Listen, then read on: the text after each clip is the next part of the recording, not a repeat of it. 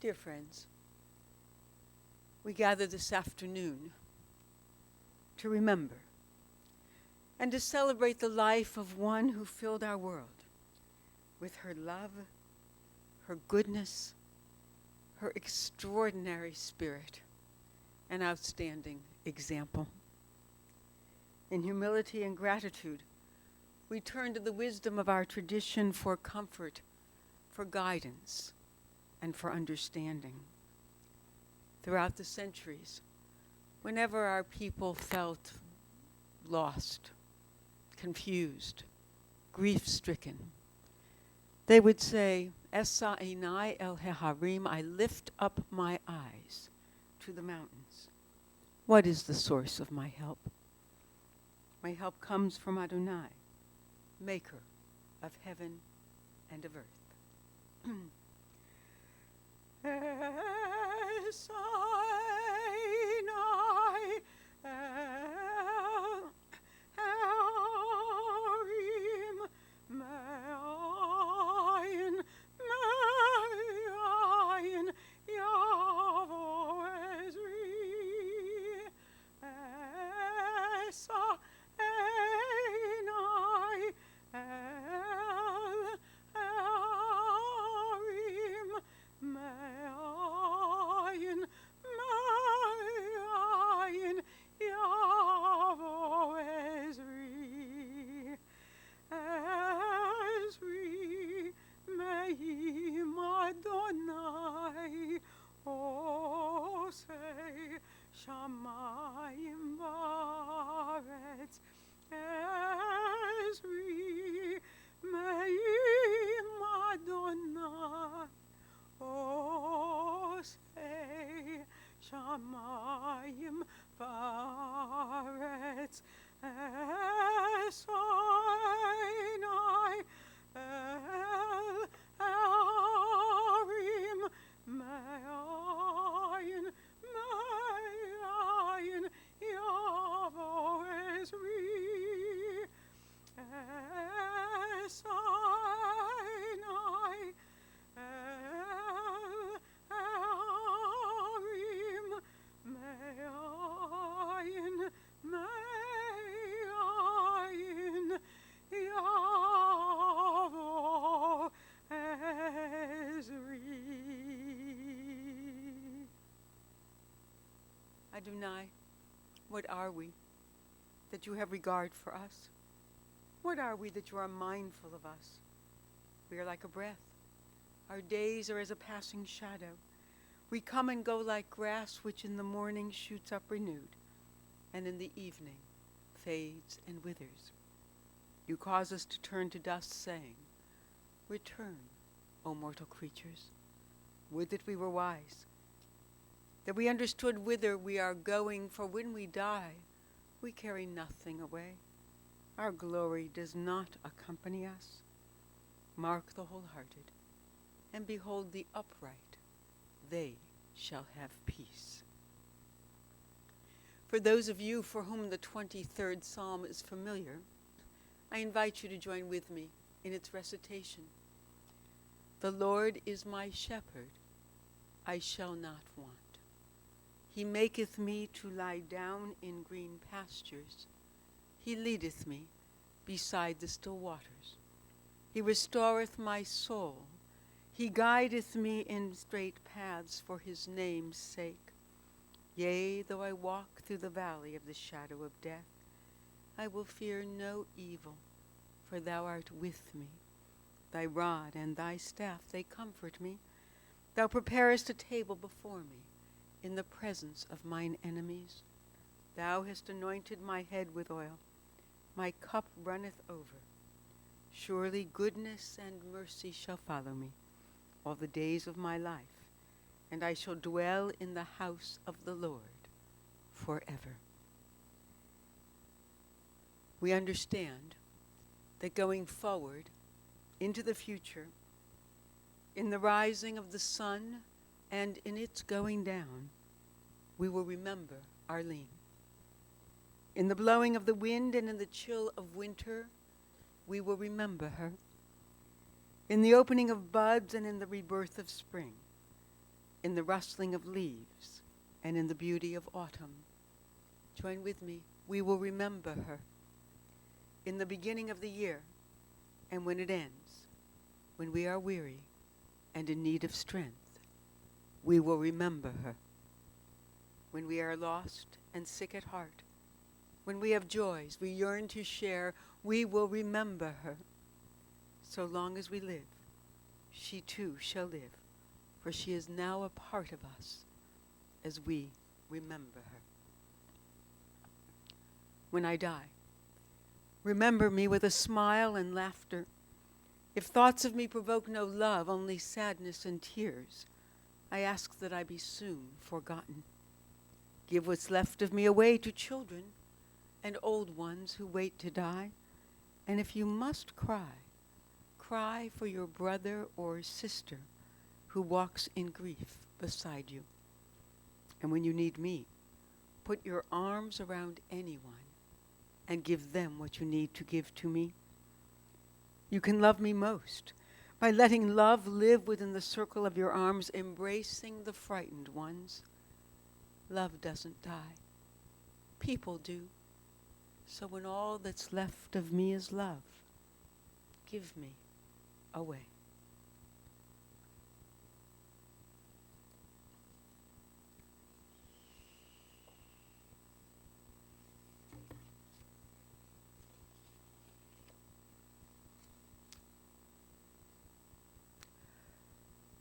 My dear Daryl, Karen, Lori, Cindy, Penny, Jeff, dear family, dear friends.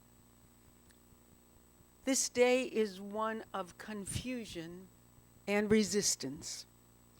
We understand at some rational level that Arlene Scheinberg, better known as R, and even more widely as Grandma, was 90 years old. Her body was weakening, and she was in terrible, debilitating, exhausting pain. She had fallen 6 times in the last year, and each episode left her more vulnerable, more fragile, and increasingly frail. It was hard to see her suffering, and yet she was always fine. She was upbeat and buoyant whenever we saw her, and her spirit, that indomitable spirit, allowed us to imagine that this day might still be postponed. She was the one, after all, who never tired, who was always ready for a drink, even though she didn't drink, when everyone else was falling on their faces from sheer fatigue. She was always ready for an impromptu snack, a snack from the grill long after dinner was finished, or a heart-to-heart with any one of her grandchildren until the wee hours of the morning. This day feels wrong. She was at the center. She had an almost gravitational force that pulled us towards her, where we dearly loved to be, growing up in University Heights or in the house on Maidstone, sleeping over at Grandma and Poppy's, getting soaped up as snowmen in the bathtub, playing with her makeup, eating at her ever-expanding and expandable table, which she maintained, especially the Thanksgiving table, which she maintained with grace and deliciousness, or more recently supervised for 70 consecutive years. This was the very first year she was not physically at the table, as she was in the hospital after her most recent fall. She was family central, the matriarch, the glue for every member of the Brady bunch of her remarkable family. There were no hyphens in her world, no exes, no in-laws, and certainly no steps. Except I think she once said from the front door to the driveway or something like that. There were only loving and caring relationships. She was the person who never met a stranger, as she drew people to her in friendship and affection. She was unique. She was a character. She was fundamental to our orientation in the universe. She was a force of nature who sustained us all with her energy, her wisdom, her inspiration, and her love. Our beautiful, red-haired, blue-eyed dynamo came hurtling into this world on February 2nd, 1929, the firstborn child of Albert and Lillian Jacober, while Arlene had only one sibling, brother Donald, who arrived a few years later. R and Donald grew up in a very large family of aunts, uncles, and eventually cousins. As Lil was the eldest of 8 brothers and sisters, Arlene was the only grandchild and niece on that side of the family for a good time.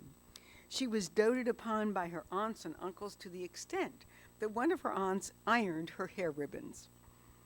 With her very first breaths, R learned the joy, challenges, and security of family, specifically a large, multifaceted, multi-generational, inclusive family. When R's mother, Lil, was working at the Plain Dealer, she befriended a young woman whose name was also Lil and was orphaned. Lil brought the young woman home to live with them, as it was unthinkable to her to be without family. Eventually, the 2 Lils married 2 brothers, as Lil Lewis married Al Jacober, and Lil Simon married Maury Jacober, and became true family. When Arlene spoke of her childhood, she thought of her loved ones and how they were always together. Family was integral to her very existence, and she communicated that reality and that necessity to every one of her descendants. She also spoke of the friendships she enjoyed at Cleveland Heights High when her family moved to the Heights from East Cleveland. She had felt isolated and even stigmatized as one of the few Jewish students in East Cleveland. She not only blossomed when she went to Heights, she found friends there who remained friends for the rest of their lives. Of all her many gifts, of all her qualities and characteristics that we might cite as memorable and special, it was R's gift for relationships that most defined her and endeared her to every person whose life she touched. Like her most favorite heroines, she was a very pretty woman whose radiant beauty shone from within and without. She was our fair lady of class and style, of strength and courage. Like Maria in The Sound of Music, she was a wonderfully insoluble problem whose energy and activity defied norms, whose spirit of adventure brought smiles to our faces and laughter to our hearts, whose force of personality could not be contained or quantified as a wave upon the sand or a moonbeam in one's hand could not be contained, restrained, controlled, or possessed. The wonder of her, the miracle of her presence in our world, was inextricably bound to her relationships. Over and over again, her family speaks of her love in describing her.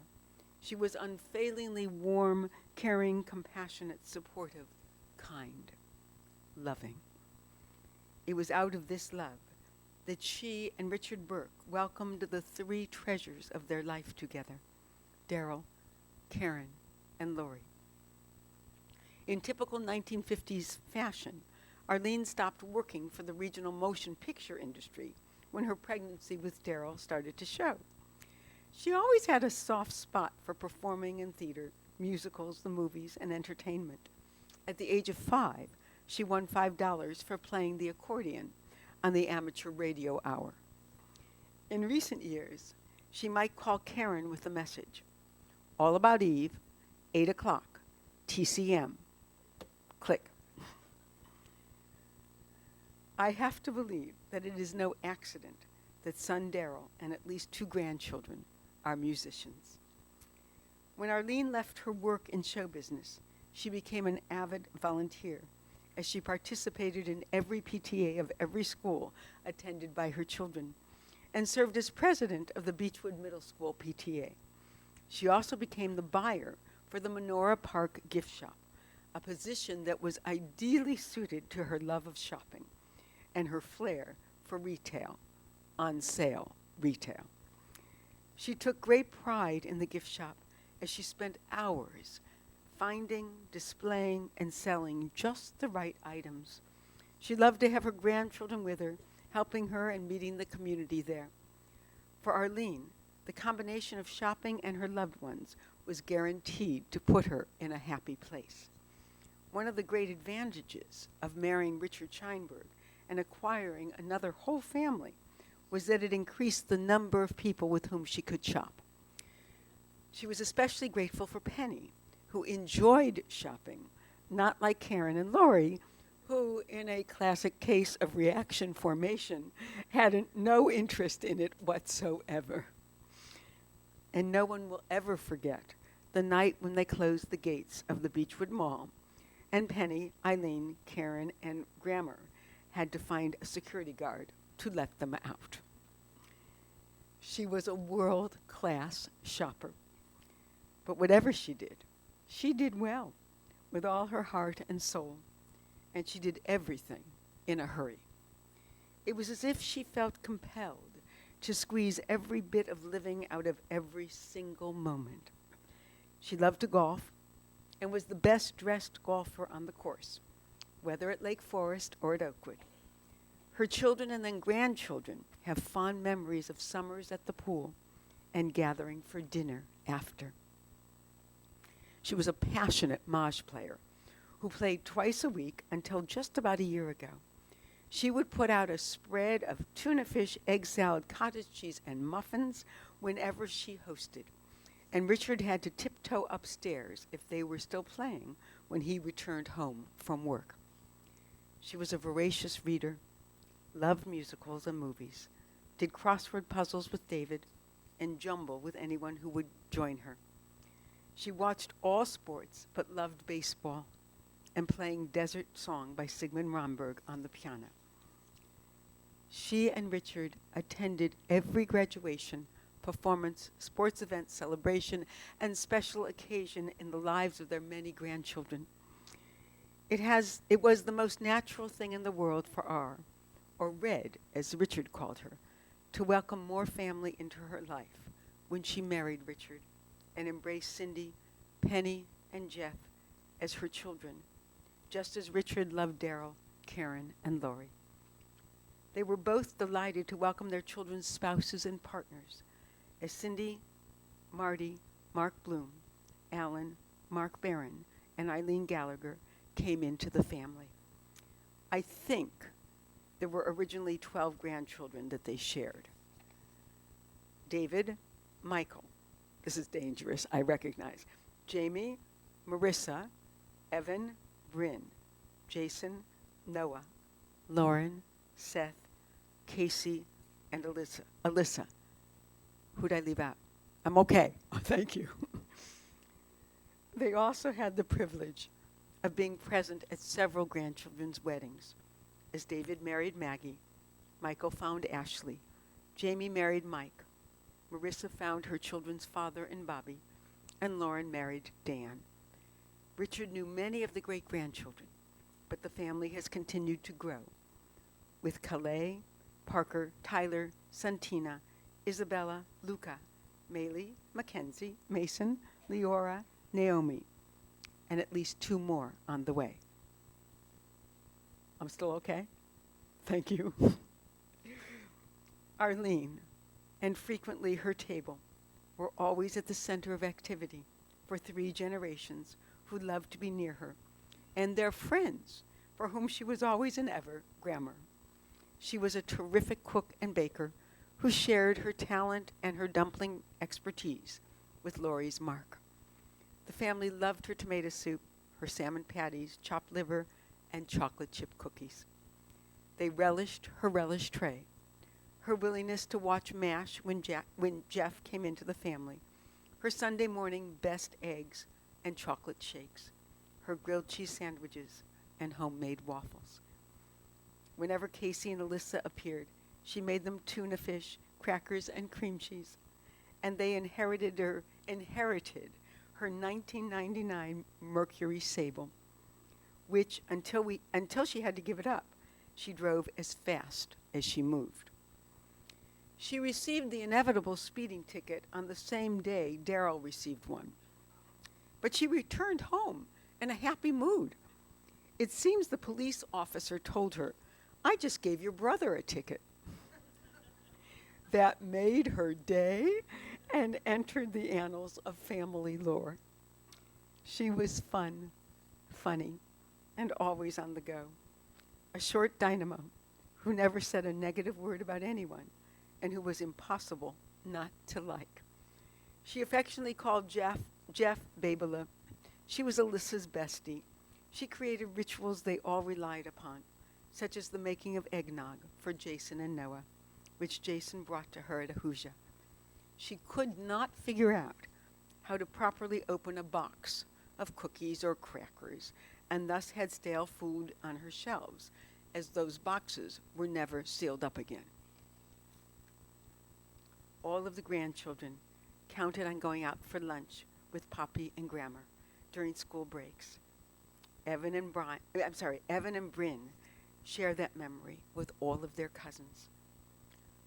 What started as a weekly brunch for Jeff and R in the aftermath of Dick's passing turned into a weekly outing of the lunch bunch as Penny, Casey, Alyssa, and Mark joined the group. She loved scorching hot tea at night and a good conversation at any time, 24/7. She was safe. She was a trusted confidant, especially for the grandchildren, who called her the Vault. That was part of what made her so special. In a world of shifting relationships, she was constant, secure, trusted. She was anchor and ballast, safe haven for all of her loved ones. As Dana, Yolanda, Jamie, and Veronica were for her.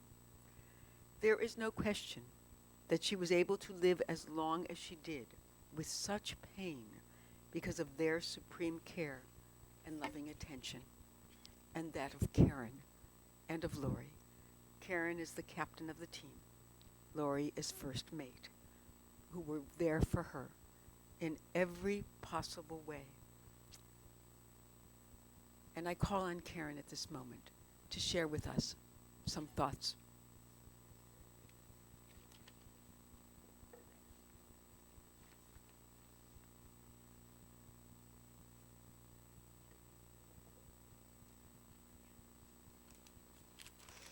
I faked you guys out. You thought that none of us were speaking.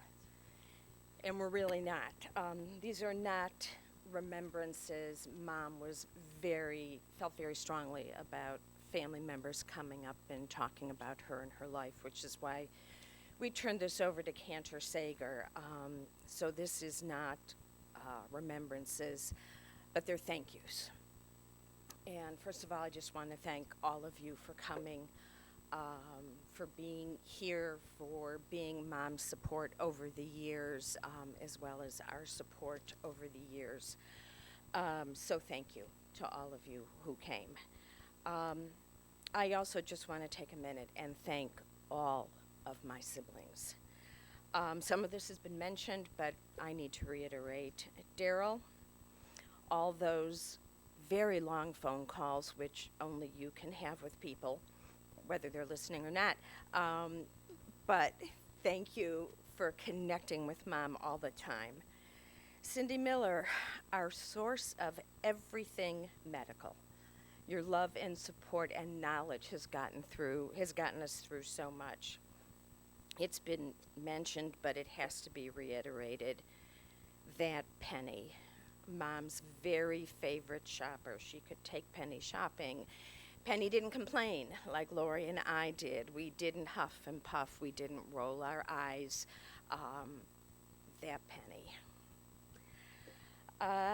Jeffrey, you have stepped up the past couple years in ways that I will never be able to thank you. You managed all the logistics and finances and just made sure everything was A-okay. And I thank you for that. And last but never least, my sister Lori. My late night emergency room partner. where we would fight about who should go home and get some rest. Lori's the one who I ran through red lights with as we ran to Mom's apartment when her blood sugar dropped.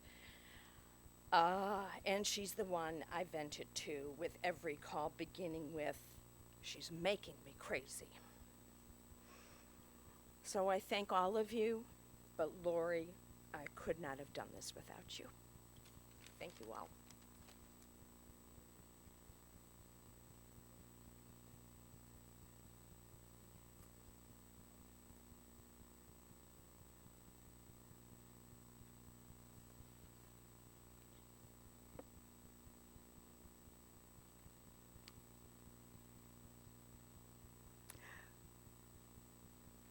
We also acknowledge the friendship that Veronica had with her as she became part of the family. Veronica came by every morning to comb her hair and wash her hands after working the night shift at Stone Garden. She came by at 10 o'clock on Thanksgiving night just to check on her and to comfort her as they shared a most extraordinary relationship for which the family is beyond grateful and which reflects on Veronica as a most remarkable person and on Arlene, who inspired such relationships.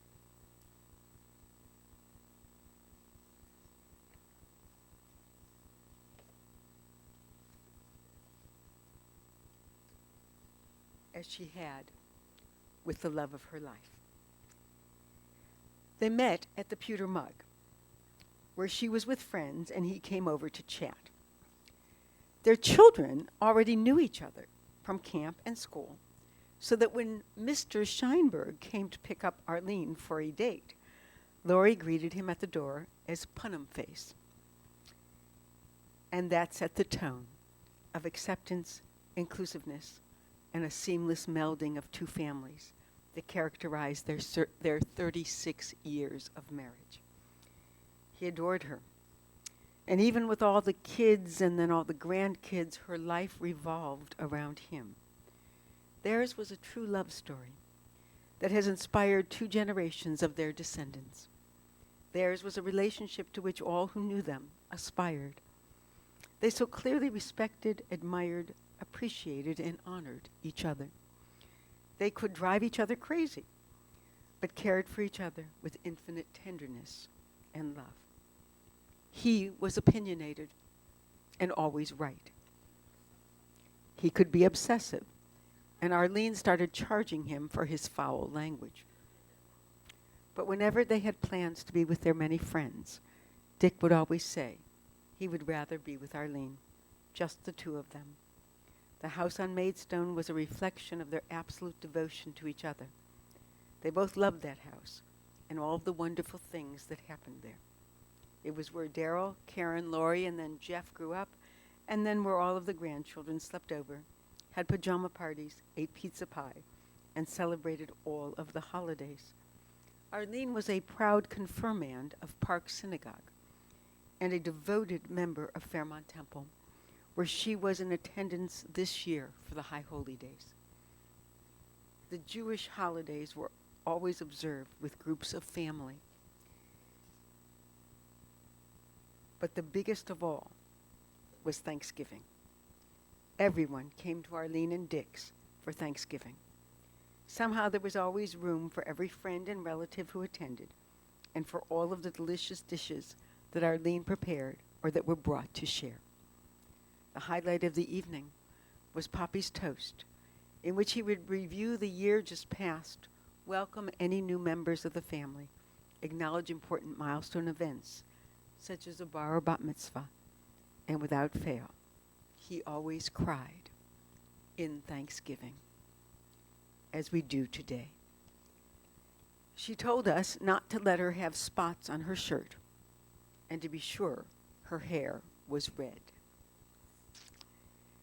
Even as we yearn for her, our center of fun and activity, of safety and security, of wisdom and ability, even as we yearn for her, our pretty woman, our fair lady, our dancing moonbeam, we understand that she has left us a sacred legacy of doing and caring and loving, and the responsibility to continue to make real in our lives and for generations to come the blessings of her heart and mind and spirit that enriched, ennobled, and uplifted every soul she touched. Zichrona livracha. May her memory rest always as a blessing upon us. And we say, Amen.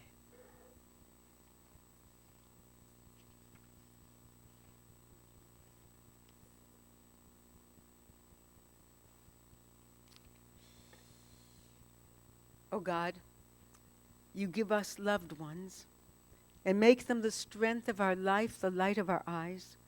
They depart and leave us bereft on a lonely way. But you are the living fountain from which our healing flows. To you the stricken look for comfort, and the sorrow-laden for consolation. O God, we see life as through windows that open on eternity. We see that love endures, and the soul endures as you, O God, endure forever. We see that the years are more than grass that withers, more than flowers that fade. They weave a timeless pattern in a world that is the dwelling place of your love and glory. Please rise.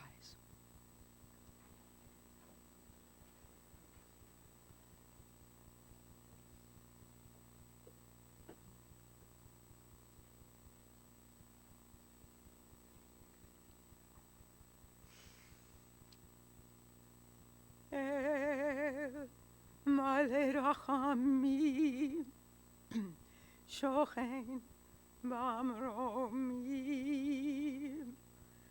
אמצי מנוחה נכונה, תחת כנפי השכינה, עם קדושים וטהורים, כזור רקיע,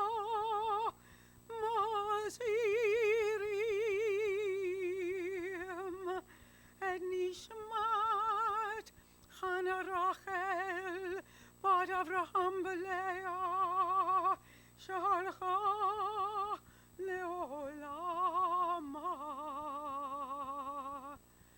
בעל הרחמים יסתיריה בשאת עקניו לעולמים. בישרו החיים את נשמתה. אדוני הוא נחלתה ותנוח בשלום על משכבה ונאמר Amen.